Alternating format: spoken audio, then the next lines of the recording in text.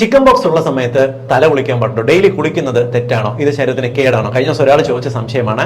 പണ്ട് കാലത്തൊക്കെ chicken box വന്നു കഴിഞ്ഞിരുന്നാൽ കുളിക്കുന്നതിന് ഏകദേശം 12 മുതൽ 15 ദിവസം വരെ കഴിഞ്ഞ് കുളിക്കാൻ പാടുള്ളൂ എന്ന് പറയുമായിരുന്നു. ആ ഒരു സമയം വരെ ഈ രോഗികൾ ശരീരത്തിൽ അടിഞ്ഞുകൂടുന്ന വിയർപ്പും പൊടി കണങ്ങളും കൂടാതെ ഇവിടെ നിന്ന് ഇളകുന്ന ഘടകങ്ങളും എല്ലാം പറ്റിപ്പിടിച്ച് ചൊറിച്ചിലും ബുദ്ധിമുട്ടുമായിട്ട് ഇരിക്കുമായിരുന്നു. യഥാർത്ഥത്തില് നമ്മുടെ ശരീരത്തിൽ ചിക്കൻ ബോക്സിന്റെ ഒരു വൈറസ് കയറി കഴിഞ്ഞാൽ ആ വൈറസ് രോഗമായിട്ട് മാറി ആദ്യത്തെ 5 ദിവസം, അതായത് പനി തുടങ്ങി 5 ദിവസമാണ് ഇവ പടരാനുള്ള ശേഷിയും ഇവ താരതമ്യേന നമുക്ക് പനിയും ബുദ്ധിമുട്ടുകളും ഉണ്ടാക്കുന്നത്.